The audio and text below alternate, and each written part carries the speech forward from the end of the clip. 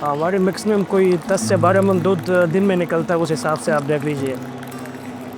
जबकि नशा कोई नहीं, ये चाय ऐसी है कि जब एक दफ़ा कोई पी ले वो दोबारा फिर लाजमी आता है यहाँ पे।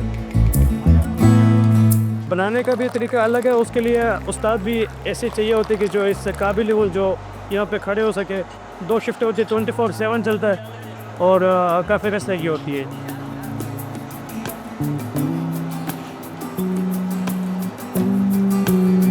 Diwa chicken da tawala ko da dira pa. Aloo chicken malai, chicken cheese malai, aloo cheese, aloo achari, beef kebab, mutton cheese, honey malai. क्या आपको भी कोयटा कैफ़े की चाय पसंद है? अगर हाँ, तो आप अकेले नहीं हैं। रावलपिंडी और इस्लामाबाद के अलावा पाकिस्तान के दीगर बड़े शहरों की गलियों और बाज़ारों में कोयटा कैफ़े का नाम अब मानूस हो चुका है। सस्ती चाय, सादा सी नशिस्त और 24 घंटे की दस्तयाबी इन चाय खानों को तमाम तबकात में मकबूल बना रहे हैं।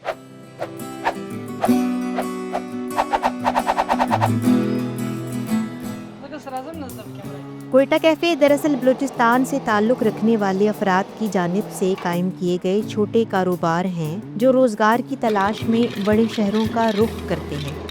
ये कैफ़े ना सिर्फ उनके लिए माश का ज़रिया हैं बल्कि शहरी ज़िंदगी में एक अलग शनाख्त भी बनाते जा रहे हैं।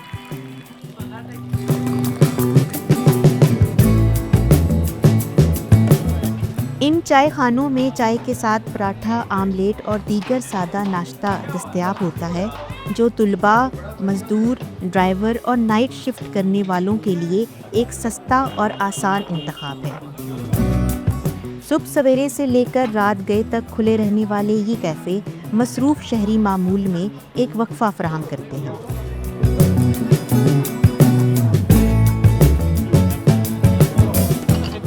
मकामी शहरियों का कहना है कि कोयटा कैफ़े अब सिर्फ चाय पीने की जगह नहीं रहे, बल्कि ये गपशप, सियासी बहस और समाजी राब्ते का मरकज़ बन चुके हैं।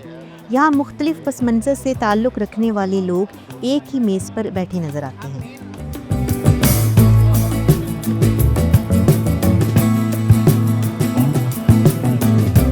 माशी माहिरीन के मुताबिक कोयटा कैफ़े जैसे छोटे कारोबार गैर रस्मी मईशत का हिस्सा हैं, लेकिन ये शहरी सकाफ़त में अपनी जगह बना चुके हैं। माहिरीन का कहना है कि ये कारोबार अगर मुनासिब पॉलिसी और फ्रेमवर्क के मुताबिक बनाए जाएं तो ये मईशत और रोज़गार दोनों के लिए फ़ायदा मंद साबित हो सकते हैं।